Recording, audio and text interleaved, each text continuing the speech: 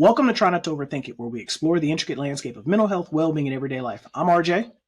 Will.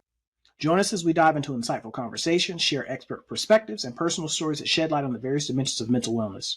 Whether you're seeking guidance, inspiration, or a deeper understanding of the human mind, this podcast is your safe space to engage, learn, and navigate the journey to a happier, healthier self. If this is your first time here, we'd ask that you like, share, subscribe to the channel, hit the notification button so you don't miss any content, as we drop content weekly and we drop shorts every day. So today we are going to be speaking on the topic of vision. As a therapist, as a person, an adult, I full-heartedly believe in vision. Everything that I do, every move that I make, every decision that I make, everything that I say is done based off of vision. It's based off of intentionality. It's based off of purpose. I don't do anything by accident. I don't make moves by accident because, as I've said numerous times on this podcast, your boy lazy. I'm the lazy king. You True. know, my favorite Pokemon in the world is Snorlax because he likes to eat and take naps. That is your boy. But Unique has forced me to rebrand that term into economy of energy. So I believe in economy of energy. I do not waste my energy into things and pour my energy into things that do not help me be the best version of myself. And I thought it was very important for us to, as therapists, to sit down and unpack this topic of vision, because you'll hear people on TikTok and on social media talk about vision and what that looks like. But nobody really truly sits down and takes the time to unpack that and explain that topic to their viewership or to their audience. And I thought it was important for us to do that today. So what do you think about that, Khalil?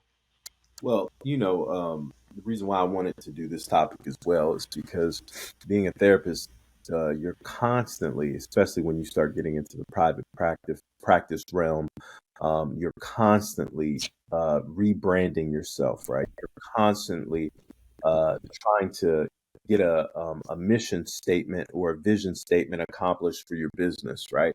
And during that time, if you don't know where you're going, if you don't have a vision for your future, right, you're just going to be spinning your wheels. And I've run into that on my journey into being licensed, right? Like we were just talking about that, right? I bounced from job to job. The jobs weren't paying what I wanted, what I thought I was worth, right? And I started doing all sorts of, just kind of reviewing of my life. Like, what do you really want out of this? Well, of course, I want to help people. I want to be able to speak into people's lives. I have a vision that I want to be able to do this. I love doing group therapy. I want to be able to do those things. Well, I wasn't going to be able to accomplish that if I stayed in the same place. So I had to take some risk, right, in order for this vision to be achieved. And I'm halfway there. And all of a sudden, I start getting scared because, I actually did pretty well. And I've talked about this in previous episodes, going out on my own, contracting, doing some stuff. And I did pretty well, but I got scared because I said, well, what am I going to do if this doesn't work, right? And so not having that faith or lack of belief, right? Things started messing up for me a little bit. And I was like, all right, I have to have this vision for what I want myself, my career to look like in the future. And I had to sit down, write some things out. Me and my wife came up, and that's why it's good to have a partner that sees your vision, because, before she couldn't help me because I wasn't exposing her to the full vision. And she was like, dude, what are you doing quitting your job? Like, what's wrong with you, man?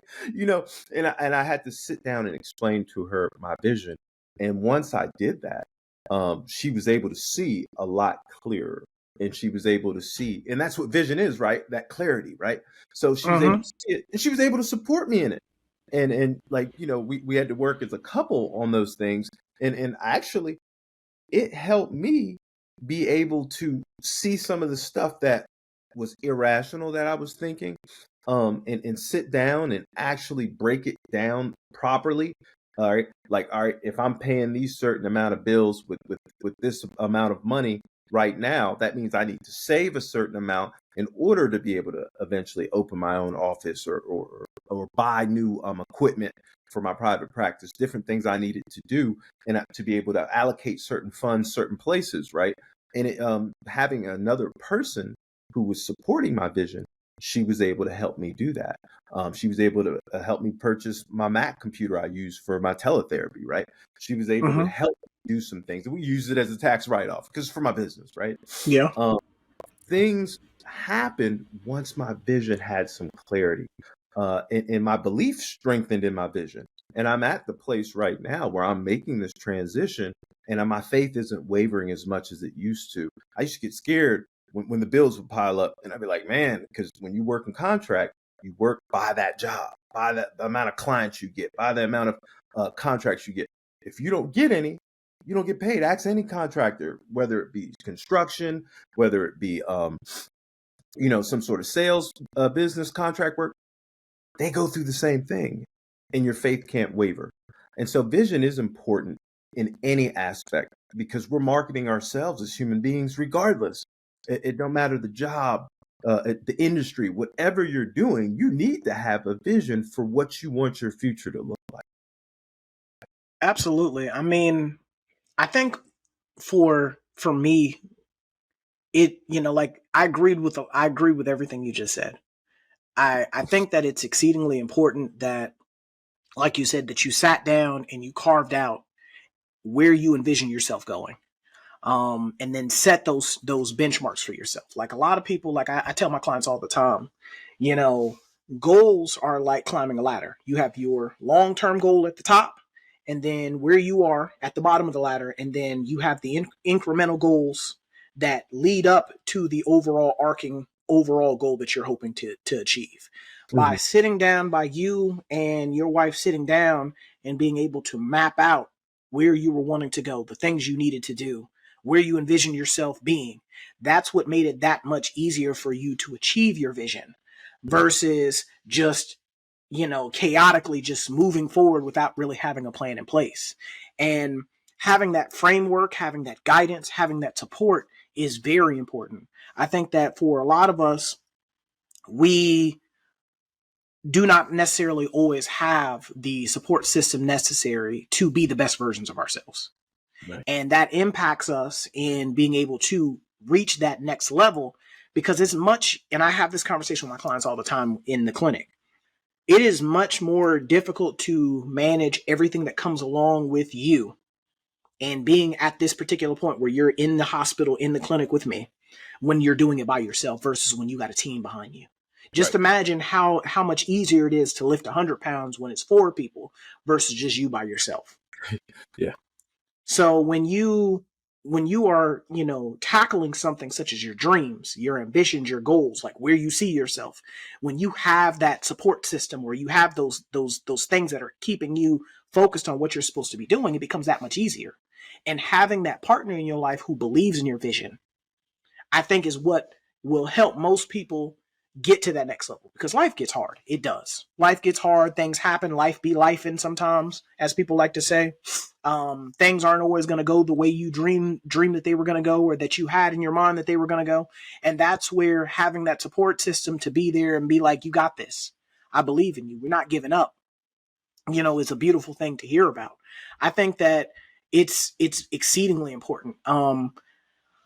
I also think that one of the other things that you touched on, of having that guidance, having that guidance and having, like something that is gonna keep you in line and keep you from being distracted.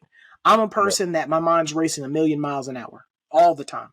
My mind is never at rest, even when I'm asleep. I'm still dreaming of something. I'm still thinking of something. Um, and so being able to have things that are going to keep me in line, even when things are pulling me in different directions, keeps me grounded Yeah. because I am so, as an artistic person, even when like for me, I'm a huge nerd. I tell you guys that all the time. Can't tell by the glasses. I am. I like anime, anything that, that nerds would like, otakus, I'm into it. So, I play a game called Warhammer 40K, and it's a massive tabletop game where you buy the models, put the models together, paint them, do all this different stuff.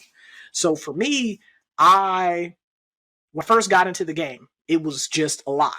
Like I bought the models, I'm putting them together, and so because the story is so like the storyline behind the game is so open, you have the freedom to just do whatever you want to do. You have the freedom, the creativity to do whatever. So of course my main army is Space Marines. You can do all these different things with the Space Marines, different chapters, different legions, all these different things. So for me, I had to take the time to figure out what I wanted my Space Marines to look like.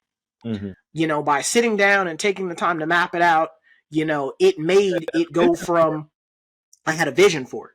Right. And by taking the time to sit down and map it out, it brought it from being, intimidating to where it was much more manageable. Right. Whereas you'll like when we're playing on the table and we're at the store and we're playing, people will stop us mid-game to, yo, can I look at your models? Oh, them junks look so dope. You did a great job on painting them. Right. Whereas before, when I initially got into painting, I'm like, how am I going to do this? I mean, it was just overwhelming. And then now I can go in there and just, as long as I have an idea, I'm able to kind of dial in and get it taken care of. For me, being able to have that is what allows me to be able to be great at everything that I put my hands on. Because again, I'm a very intentional person. I don't do nothing by accident. When it comes to managing, when it comes to doing things, when it comes to providing services, I'm very intentional. When I sit down with my clients, that's one of the conversations I have with them is, where do you see yourself outside of treatment? Right. By being able to sit down and have that conversation of where do you see yourself outside of treatment, we are going to dial in and lock in on getting to that point. We're not going to waste energy into doing things that are going to be other than what you envision yourself, where you envision yourself to be. Right. Like, look what you just said earlier, right? When you had your game and you were setting it up, you said, well, this is overwhelming. There's so many moving parts. It's a lot. Well, that's the same thing for us as people in not just in job areas, right? Your family life, right? Having kids, getting married, all those things, right? You have to have a vision for those things, right? So you can be able to put it in perspective in smaller parts, like we talked about goals, having these small parts to it, small steps to a larger goal. Same thing with the vision. I have this vision, but once I envision it, I need to be able to look at it and take the small steps to be able to get to that end goal in my vision, right? And to break it down into smaller parts. Right? But they say, how do you eat an elephant? One bite at a time, right? Yep. You're not going to be able to do it all at once. So that's why you need the vision, right? You need to be able to sit down with other people who have your vested interest. You're not going to sit down with randos. No. I tell people, you need to get people who are truly going to be supportive of what your vision is and your goal for the future. So like RJ was just saying, we talk about clients, and I bring a client in to private practice. Like, hey, what's your vision? What's your goal? What's your end goal for coming in here? What does you operating at your highest capacity look like, or your best well-being, mental health wise? What does that look like for you? Where are you trying to get to in the future? Because the future overwhelms us, right? When we start talking about the future, everybody gets anxious because it's the unknown, right? But if you have a vision and you sit there and you say, well, I want to be able to do these certain things. I want my life to look a lot more like this than it does right now. That's when you work with someone and you're able to set up smaller goals to get to where you want to go. I love the fact that you use the game analogy, right? Because that's a game where you can create, right, and make things look desirable. And people, like you said, were coming by and they're like, man, who did the artwork? Oh, I love this. That's wonderful, right? Well, that's the same thing I want out of my life. I want that angle to look like something everybody's going to want to be a part of. Right now, people might not want to be a part of my dysfunction. If I let you look at my office, I got paperwork scattered everywhere. But the end goal is what I hope people would want to be a part of, and absolutely. How I want myself, right? I mean, most times, by not having the components together of a vision is what impacts people from actually achieving their vision. The components of your vision, clarity, your inspiration, feasibility, and does it align with your values? All of those things go into you constructing your overall vision, the overall framework of where you see yourself going, what you're hoping to achieve, and what you're hoping to accomplish by doing whatever it is you're doing. Most of us don't take the time to do that.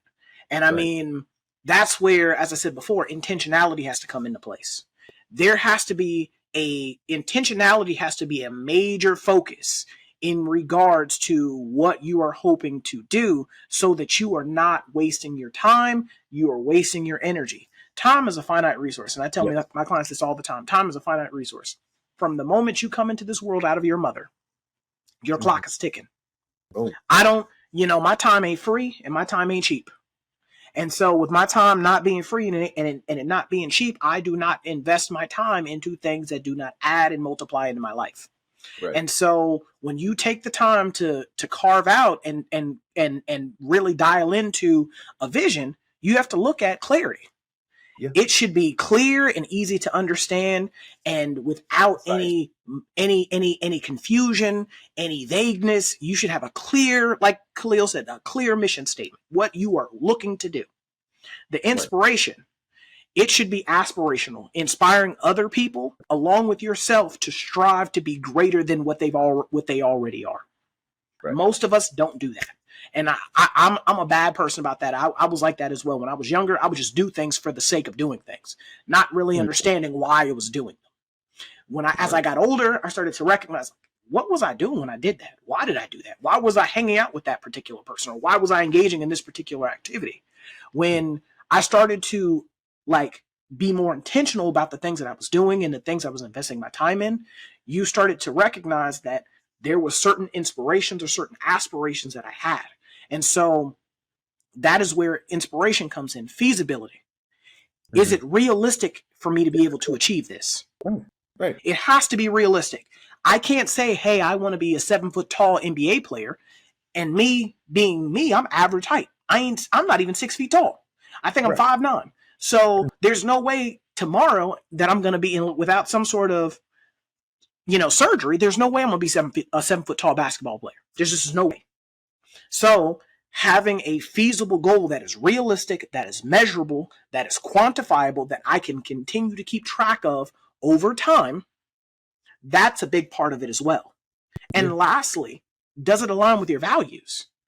Right. Good values align, a good vision aligns with your values, aligns with who you are intrinsically as a person, which will ensure consistency in actions as well as your decisions.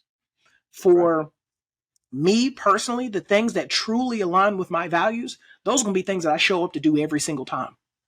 Mhm. If I'm trying to be an honest person, I'm going to consistently do things that allow me to be an honest person. I'm going to keep up with that. Right. Whereas if I'm a dishonest person and I'm trying to do things that are honorable, it's a 50-50 coin toss. It depends on if it's convenient for me or not. Right. Right. Well, look, what you're speaking to, right, when we're talking about having this vision and then also allowing this vision to align with some of the purpose that you have, right? Some of your convictions, your morals. Those are things that are not easily achieved if you're moving off of impulse, right? And you're not thinking rational. You're not. These aren't smart goals that are not relevant and time bound, right? When you're not doing those things, right, the impulsivity will actually cause more chaos and it will distort your Absolutely. vision. So you were saying when you were younger, hey, I was just doing things, right? Well, we do things off of impulse. We do things because we don't have the type of self-control that we would like at a younger age, and we put ourselves in risky positions. But when you're moving off of a vision and a mission, and you have a goal, and you're being intentional, like you said, there's certain things that you're not going to do because it's going to risk that end goal, that end product. This is what I want at the end. So if you're in a relationship, and I'm so glad you brought this up, the impulsivity thing. So when I'm talking to clients, I talk about this, right? If I'm in a serious relationship and I want to have this relationship matriculate into something positive, I have a vision, I have an end goal. I want to get married. I want to be able to have children. I want to be able to buy a house with my significant other, my spouse, or whoever. And I want to be able to move through life with my life partner and come up, as they say, right? And do some wonderful things. Well, when I'm with this person, the things I do with this person has to be intentional, all right, and has to align with my vision and my goal. And I need to sit down with my partner and say, hey, do you share this same vision and goal. This is what I would like our future to look like, right? So when couples come in and they haven't sat down and talked about this, they haven't been moving with intentionality, right? Because time is like RJ said, is finite, right? Yes, it's Absolutely. relative. Time is relative to the person's perception, but you don't have all the time in the world. So there's stuff that I can't do because I know it'll waste time. And time is Mm-hmm. don't make dollars, it don't make sense, right? So Absolutely. think about these things. So if I do something impulsive and I'm in this relationship and I've shown this vision and all of a sudden we have this clarity, well, then I'm not going to risk this relationship because I know there's a greater reward waiting for me. I'm not going to risk that reward for one night of sexual pleasure. I'm not going to risk this reward for somebody who is just a thought down the street, right? I'm not going to risk this reward, right, and have another child out of wedlock, right? Because you know what I'm saying, I've been drunk, I've been drinking, and I met this girl online, and I just figured, hey, today is the day where I do what I want to do, right? Look, these are things that I remember when I didn't have a vision, I didn't have that clarity, right? And my Mm-hmm. partner didn't have clarity. Well, those are things I was susceptible to fall into because I will move off of impulse because at that point I'm just wasting time. I'm not intentional about what I'm doing because you need to be intentional about that time you're spending with a partner, right? And it doesn't make you picky if you say, hey, I'm in this relationship for 2 weeks. This person ain't they're not on the same wavelength as me. I'm cut them off. I don't have a problem with a person doing that. I'm not going to call you a serial dater. I'm going to call you a person with purpose. You know that person is not going to fit your plan, so you cut them off quickly because it's a waste of time. People don't see that though, so they I, continue relationships.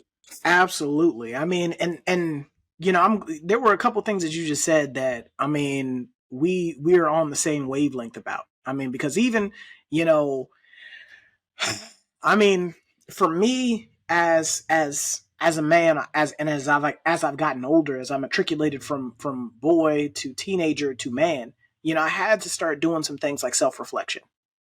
I Mhm. had to understand me and my own personal values, my strengths, my passions, my drives, my ambitions. Like I had to know that for me. By understanding that for myself, it allowed me to better understand why I do the things that I do and how I interact with the world around me, as well as the people around me. Right. But also, when I understood things better about myself, it allowed me to recognize my deficits. And Hmm. by being able to recognize my deficits, it allowed me to go seek consultation and also do some collaboration. Right. You know, and in context of consultation and collaboration, like Khalil alluded to earlier, sitting down with his wife and being able to, you know, get her perspective on this is where I see myself, this is what I'm hoping to accomplish, and then her pour into him. You know, or sometimes going to your father or you know your pastor or whoever you see as an authority figure or even your supervisor in some capacities or a mentor and say, hey, this is what I was thinking, am I tripping right here? You Right. know, being able to do those things allows you to kind of readjust what your vision can be or what it Mhm. should be because it may be unrealistic, it might not be feasible. So Right. sitting down with someone to that is going to be honest, that has your best interest at heart, and who is not and who is going to be forthcoming with what you need to hear instead of what you want to hear is what is going to keep you on the right path. Because Right. who you were at 5 is not who you're going to be at 15. Who you were at 15 is not who you're going to be at 25 and 35 and 45. Mhm. Your wants, your needs, your passions, your drives, they change as you get older and as you matriculate through different phases of your life. And so being willing to do some self-reflection, being willing to be coachable and being resilient and adaptable as you know because the things that you required when you were younger may not be the things you require when you're older. Right. You know, and then as you move through different phases of your life, I didn't have a job, now I got a job. You know, so things kind of fluctuate. So there's always going to be some self-reflection that occurs. But one of the things that I've had to kind of you know point out to my clients at times is we got to take accountability. Right. You know, you didn't trip and fall and by happenstance end up sitting in here with me. There were things that occurred, Right. Things you that you know, did. to get There there. were things. Exactly. There were things that occurred that caused you to be sitting here with me. So what we're gonna do is we're gonna sit down and we're gonna unpack those things so that we can learn from those things, so that we don't repeat those things. Because the definition of insanity is doing the same thing over and over again and expecting different outcome. So if you're hoping to meet your to achieve your vision, to achieve your goals, to achieve your aspirations, there's going to be things that you're either going to have to do differently, or there's going to be relationships you have to cut off or reevaluate. There's going to be things that you are going to have to leave alone, because again, you have to prioritize either doing these maladaptive things or having these maladaptive relationships or hanging out with these maladaptive people, or Mhm. achieving my goals, my vision, my aspirations. Which one is more important to you? Well, look, the funniest thing is, as soon as you said that, I started thinking about changing some tiny habits, right? So Mm-hmm. you're bringing in people, right? You're saying, hey, let's assess where you went wrong, right? And the best thing we can do is kind of look. And I'm not one of those people get hung up on the past, but I look at the past in order to be able to see the things that went wrong and how can I change my future, right? So I don't want to repeat the same things over and over again. So there was a writer named B.J. Fogg. He's a professor at Stanford. I think he still is. He's actually one of the people who worked with Facebook and all those other people to do those analytics that follow you when you're online, tell you where you shop, what shoes would look best on you, and what clothing would look best on you. They follow your analytics and all that stuff. Well, he had a book called Tiny Habits, and in Mm-hmm. order to change a horrible, like biting your fingernails, right? Yep. Something else, even worse, drinking alcohol, whatever it is, in order to change this habit, you're going to have to start putting in small interventions in order to change that larger habit, right? You're going to have to do some things differently. So if you always wake up in the morning, first thing you do is grab for that morning cigarette before you even brush your teeth. You grab that cigarette. You got to do something in between there, some sort Mm-hmm. of intervention, right? So I'm not going to reach for the cigarette. All right. You know what I might reach for? I might reach for my toothbrush. I might reach for my coffee. I might reach for the phone. I might read a inspiring little thing on an app, some sort of inspirational reading to keep my mind off the cigarette, right? Whatever I need to do, I put something in place there, right? The same thing with these goals, right? In order for me to achieve a larger goal, right? And I want to change some of these habits that I have. A lot of people, when speaking about what RJ said, uh, the the the um the people who have a problem are getting in their own way. That's Mm-hmm. the best way to describe it. I was trying to think of something more something more therapeutic, but it's getting in your own way, right? Self-inflicting, right? People who Mm-hmm. self-inflict pain, right? Those are the same people who are repeating the same type of habits. If I'm habitual, I get in this relationship and usually I get bored with somebody and I end up cussing them out and leaving them, right? If that's my habit, right? Then I'm going to have to examine what I do before that happens, right? I got to start looking at some of my habits. What's habitual for me? Why do I get bored with partners? Why do I get irritated easily when someone doesn't do what I want them to do, right? Those are things where I've got to start running an intervention. When I talk to people and they start looking at their habits and they actually trace some of their we were talking about it, some of their character defects, their defects of character, right? And they Mm-hmm. start tracing and looking back at them, that's when they start seeing the insanity. Well, usually around this time, whether I hit the 1 month or 2 month mark in this relationship, I start to wane, I start to wander, I start to get out of interest in this person. This is my habit. This is what I usually do, right? As a therapist, I can help you examine that, but it's on you to start bringing in the intervention. What Mm-hmm. is it? Yeah. What can we throw in the middle there? What's the intervention for that, right? What's going on with you? That's when people start to really learn and get a better perspective on some of these negative character traits and habits that impact their vision. Because your vision, the end goal, you can't get to that if you always break down somewhere in the middle and start doing the same nonsense over and over again and wasting your time and spinning your wheels. So there's got to be something that's done to stop you because you're never going to reach that vision. Well, I think that, like you said, when we as human beings, we are creatures of habit. We Yeah. tend to travel the path of least resistance. And in traveling the path of least resistance, we tend to do things that are comfortable for us, that we've always done, that have always worked for us in the past, or that that are just quick go-tos. And the Yeah. problem with that is anything worth working for is worth having. Right. Your vision has to be worth fighting for. Your goals have to be worth fighting for. Your aspirations, your ambitions, they have to be worth fighting for. I mean, prime example is my man 50 Cent. He's one of my favorite rappers.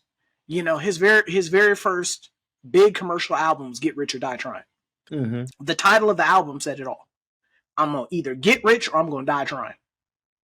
Because he had put effort, he had put time, he had put energy. He was intentional about what he was doing because he was dead set on either I'm going to get rich or I'm going to die trying. Right. And so when we put that type of effort into every facet of our being, into doing the things that we have envisioned for ourselves, just imagine what we'd be able to accomplish. Either I'm gonna get rich or I'm gonna die trying. Right. I'm either do it or I'm gonna die trying. I mean, just imagine what you'd be able to achieve if that was your thought process in it. And again, like Khalil was saying, there are some things that you're gonna have to relearn. You're gonna have to unlearn certain things and relearn other things. Because for a lot of us, what we tend to do is we tend to cast off the things that are inconvenient for us and pick up the convenient maladaptive behaviors. Mm-hmm. We will, like prime example, going to the gym. We all, most people don't like going to the gym. Up at no 5:30. We want to be in shape, but then we don't want to do the things necessary to be in shape. Right. I want to look like, He-Man or Dwayne The Rock Johnson or John Cena when I take my shirt off, but then I don't want to go to the gym to do the things that look like that. Right, and put the hours in. Right. You got to put the hours in. You got to put the diet in. You got to put the workouts in. Again, if it means something to you, the getting up in the morning, the being strict about what you're eating, the putting the hours in the gym, putting the hours on the road or on the exercise equipment, all of that is negligible. It's not a sacrifice at that point. It's an investment. And for most of us, we view anytime that we have to do something that's inconvenient or uncomfortable, we look at it as a sacrifice rather than an investment. Right. And for me, I have to explain to my clients, we gotta throw that type of mindset in the garbage. Right. Because that's I don't believe, like Unique talks about this, on several episodes before, about having a broke mentality. A broke person's mindset.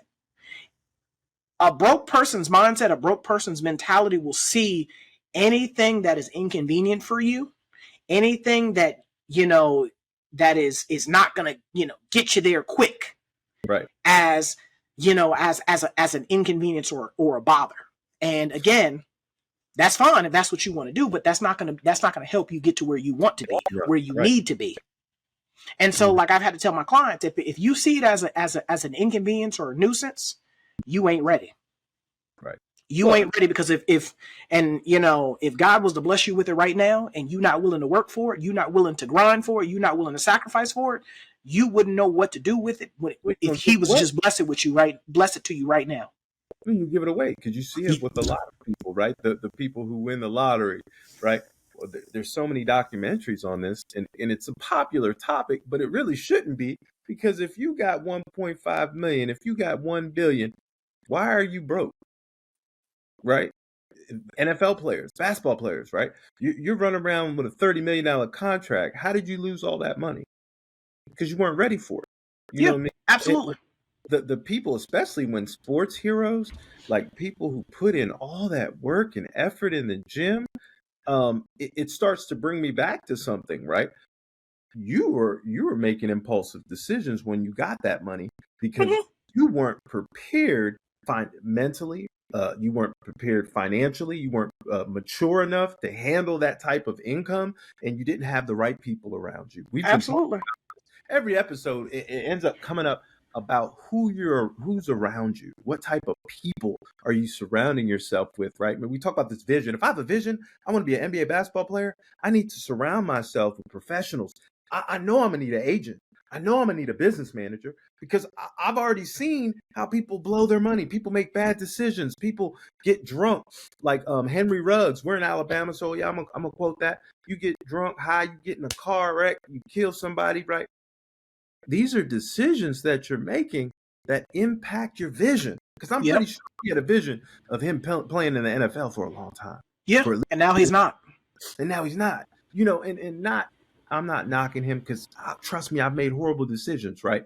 But I'm just saying, when I had people around me who were seeing my vision with clarity, because I was able to lay it out for them. This is what I want my life to look like, and the people around me, y'all are going to benefit from this, right? You will make better decisions in the long run when you It have good people around it is a scientific fact that you tend to get into trouble when you have people that feed into it. you. You Right. are more likely to get into shenanigans and get into foolishness when you are around a group of people. Mhm. Conversely, though, when you have the right people around you, they will tell you, "Yo, you tripping." Yeah, right. Hey, you tripping? Like I watched a clip of Luka Doncic, Yeah. Luka Doncic that plays for the Dallas Mavericks. They got to Yeah. they had just made it through the Eastern Conference Finals, and they're in the tunnel, and so he's drinking what looks like to be a beer, and people are recording him. It looks like a teammate comes up, takes the beer out of his hand. Doesn't make a big to do of it, but takes it out of his hand. Hey, yo, we ain't doing like you. It was one of those moments. Hey, we ain't doing this. You ain't him. We ain't doing that. Right. He takes the beer from him and makes an about face away from him.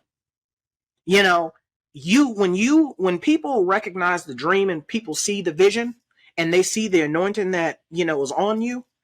people who surround you and are truly supposed to be in your circle and truly supposed to be there for you will not allow you to fumble the bag.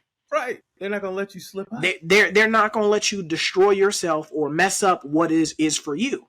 And I've had managers that were like that, where they inspired and empowered me to be the best version of myself. They would pull me aside. Like one of the supervisors I had, Maxie Kirk. She would tell me all the time, "Hey, you tripping?" Like we would sit down, like because for me, I'd be in my feelings about something, and I'd be ready to come off the top rope with the people's elbow on somebody. Right. And we'd sit down and talk about it. And hey, I understand you mad, but we got to be diplomatic about this. This is how we have to move. This is I support you in what you're saying, but this is how we're going to do it, because I don't want you to go and do something that you can't take back or that you can't come back from. Right. And so when you have people who are effective leaders who are in your circle, they will do things like that. They will stop you from messing up the vision and the goal that you have for yourself. Like I've had supervisors sit down with me and literally map out, "Hey, where do you see yourself in 5 years? Where do you Right. see yourself in 10 years, 15 Right. years, 20 years?" These are, if you're hoping to see yourself at this point in 20 years, these are the things you need to do in order to get there. Mm-hmm. That's what leaders do. That's what having the right people around you do. But also the culture that you surround yourself also impacts you as well. A Right. strong vision helps shape the culture and everything else that's going into you. The people that you're a part of, the things that you entertain, the things that you are engaging with, all of those things factor into your vision. For Yep. me, again, if it doesn't align with my vision, I don't partake in it. So being, African American, hey, I'm a huge fan of rap. But I've had to realize that, hey, because my life is going in this certain direction, I can't partake in certain things. I can't listen to certain lyrics. I can't listen to certain music. So when I work out, I'm a person, I be out hitting the road. I be running every day. People see me out in the city. They be like, "Oh yeah, you the running guy. I see you every morning running." When I'm listening to music, most of the time I listen to instrumentals. I don't listen to the actual lyrics because I had to recognize that does not feed into my overall vision.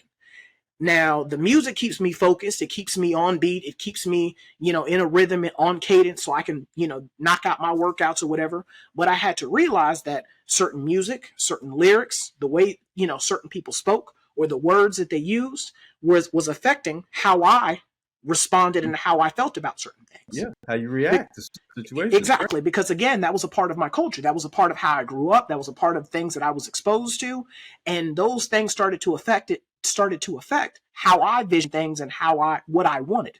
Once I started to kind of separate myself from things that were not conducive to me achieving my vision, I started to see that I started getting out of my own way. Right. My attitude started to improve. The way I saw things started to improve. The way I engaged with people started to improve, because I started to only surround myself with things that were geared towards achieving my overall goals. Right. I went from snapping on people. I went from getting people told. I went from having the need to have the last word. I went from being so confrontational to where people didn't want to engage with me, because I stopped surrounding myself with things that were feeding into those negative thoughts, those negative Mhm. patterns of behavior, and Perpetuate those negative stereotype. belief patterns.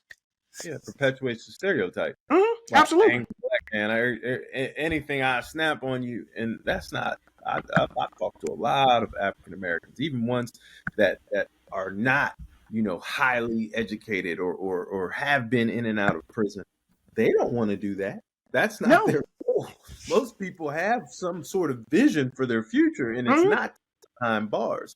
So that stereotype that gets perpetuated in the music is really a complete, oxymoron. It's almost like, you're looking at it and you're like, no, no, no, no. People don't want to do those things. Once you speak to people about, hey, I see you were in trouble in the past.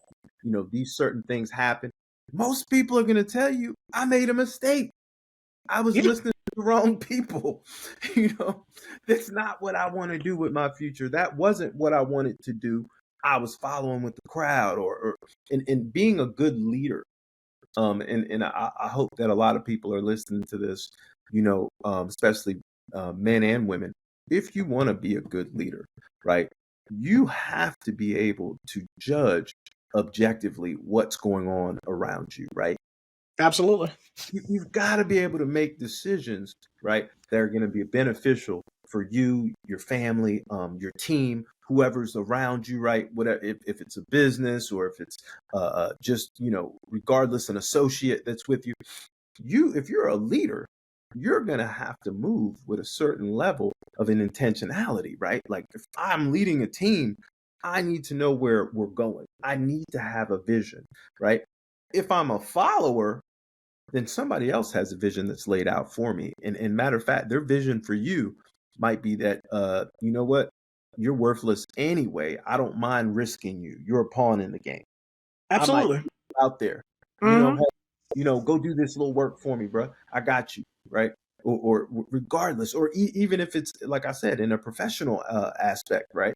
A person who doesn't care and a person who just wants you to do whatever benefits them, right? You should be able to eventually see that, hey, this isn't going to benefit me in the long run. They're just using me, right? So a good leader should have vision. If you're saying that you're a leader and you're a man who wants to take accountability, or you're a woman who wants to be a lead and control, you got to have a vision for what this looks like in the future. You can't move, you know, without having that intentional uh, uh, thought about what's this going to look like going forward.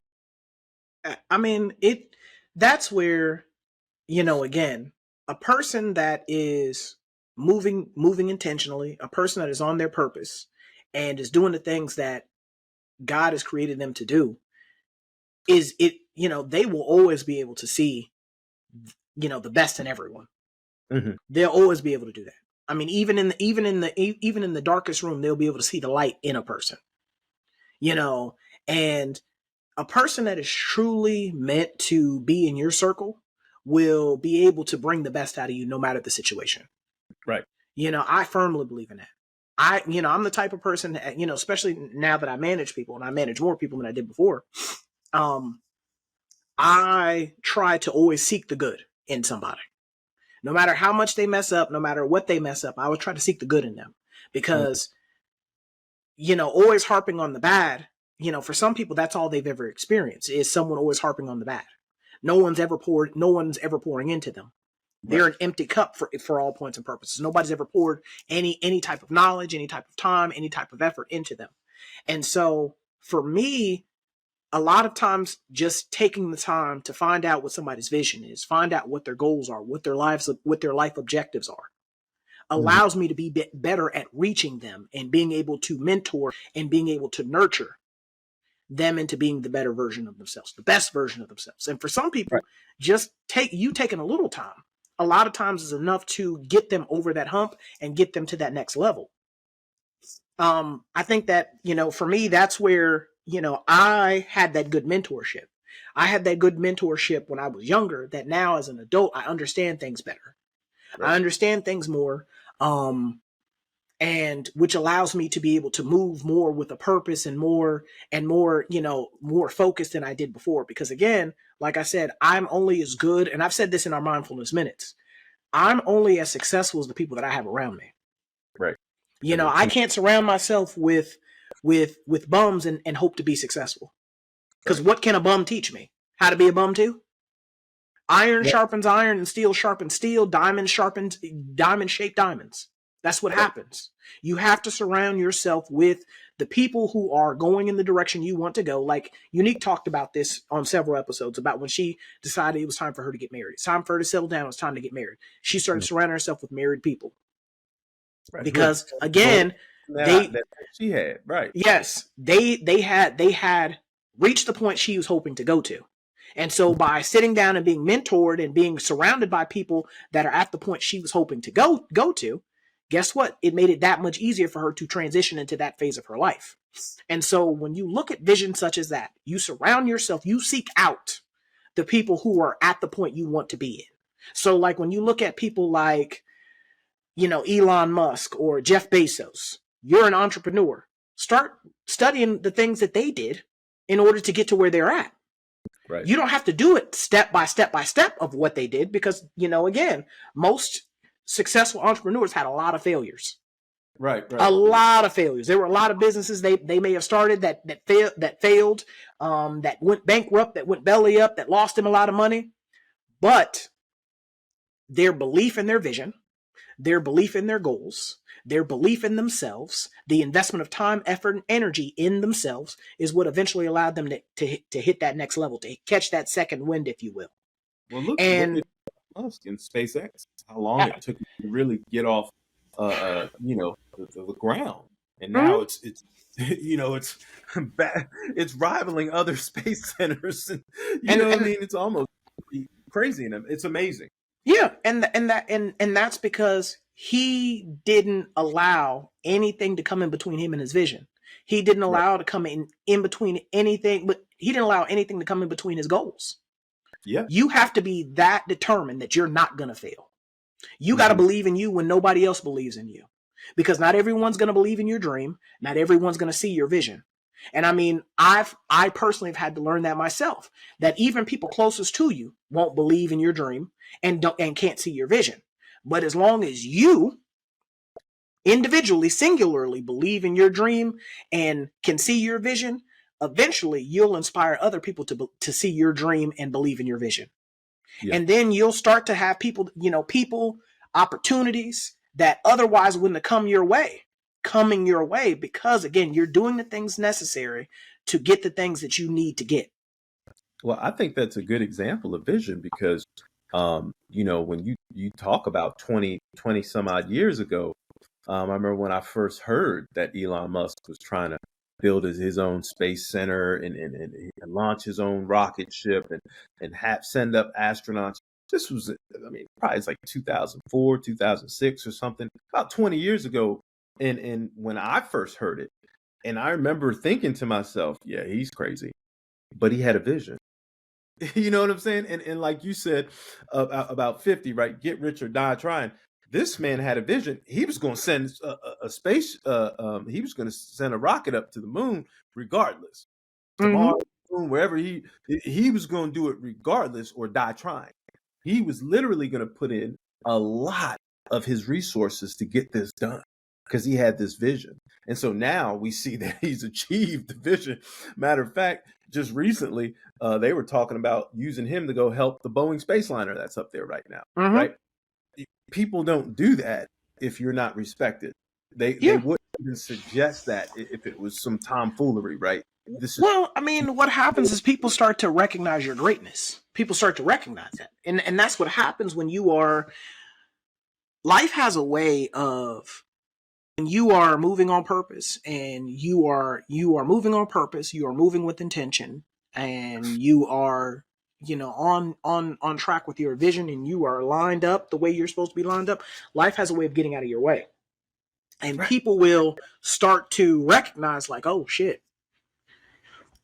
excuse me, he's hitting on something. He's hitting on something, right? Look, He he's hitting on doing something. We need to figure out what he's doing, because right. guess what? He hitting on something. And I mean, Right. like, even now, like the position that I'm in now at work, um, numerous times got passed over for this position, same position, numerous times, I time was there after actually. time after time after time. Khalil was Yeah, I was there. He'll tell you, he there at was one there. time. He I was was there. working. Got passed over time and time and time and time and time again. But guess what? I didn't, I stayed on, I had a vision for myself. I knew what I was trying to accomplish. I knew where I was trying to go. And then eventually the opportunity came to me because people started to recognize. I left no doubt. I left He's no doubt that, hey, RJ is that, he's that guy. He hitting on something. He he's hitting on something. So now the program's going in directions that it never was before. It's doing things that it's never done before because RJ is that guy. And the reason that I'm that guy is because I believed in my vision. Whatever I had to do, I was willing to do it. Whatever I had to accomplish to get to this point, I was willing to do that. I was willing to do things that nobody else was willing to do in order to have things that nobody else was willing to have or able to have. And so when you are tapped in with your vision, again, first and foremost, seek God, mm-hmm. pray about it, meditate on it, ask God for guidance, but then also when God sends you the answer, have faith in the answer that he's giving you. Yeah. But not only that, also consult other people. Does this sound crazy? Does this make sense to you? Right. This is what I'm thinking. Be humble enough to be willing to seek, advice from other people. Right. I was always one of those people where I'm bad about this too. I'll learn anything if you teach it to me. Which is one of the reasons why my uncle used to call me professor, because I've always worn glasses. And then, anything that you're willing to teach me, I'll learn it. And I'm really good at learning things. And so, even being willing to do things and willing to pour into myself is what has allowed me to be able to get to this point in my career, Right. because I'm willing to invest in myself. Where other people see things as a sacrifice, I look at it as an investment. I'm like God dang on Scrooge McDuck over here, because I invested in myself early. I can do what I want to do now. Right. And so that's where, when, like I said, your vision, sit down and map that out. Do like Khalil did. When you got a strong support system, a strong partner, sit down and have that conversation with your partner or partners, your support system, your clique, your circle, your village, your tribe. Have Right. that conversation with them and map that out. Because Well, look, somebody in that room is going to be able to tell you, hey, there's a better way to do that. There's a right. smarter way to do that. There's a more cost-effective way to do that. Well, look, what people, what people don't do, right, is actually map this out, write out that vision, write out your mission statement. Especially if it's with your partner as well, right? Because remember, I told you when I didn't give my partner the clarity, right, and I was just telling her, hey, I'm doing this, I'm doing that. She's like, this looks crazy. What are you doing, right? Mm-hmm. And I mapped it out and I gave it to her and I showed her what I was trying to do, right? Then all of a sudden she was like, okay, I see your vision now, right? Because Mm-hmm. she couldn't see it before. And so a lot of people I think suffer with that is like, well, if I'm just explaining, like I call RJ, I want to do this and that, man. This is the stuff I seen recently. RJ might be like, Khalil, well, you did that before. You always doing this. You always doing that. But if I map it out, and I have a vision, hey, this is what I've been studying, right?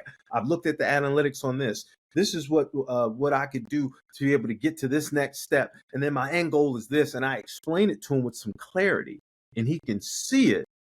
He's going to want to support that. So if you're a good leader, you got to be able to have a vision that you can explain to people and show them why you're saying this is the best way to do this. And guess what? They might have a suggestion to say, hey, I can help this go even faster. I know this person. I can give you some resources. This is why you have to write it down. And you know, I know it's uncomfortable to share things with everybody. So I'm not saying run around, like I said earlier, don't run around and share it with everybody, because at this point you got to lean into the discomfort, right? People Mm-hmm. hate the term, right? But you got to lean into the path of least resistance is not going to get you there when it comes to this. You're going to have to lean in and do some things that are difficult. And you're going to have to go to the person who's an expert in that field. You're going to have to get around some people who understand what you're trying to build, right? And you're going to have to go to them and say, hey, does this sound right? Like RJ said, you're going to have to listen to other people if you want to achieve something in the long run. So we're going to end the conversation there. This is Try Not to Overthink It signing out. I'm RJ. And I'm Khalil. If you like what you heard or you like what you saw, we ask that you like, share, subscribe to the channel. We can be found on YouTube. It's Try Not to Overthink It.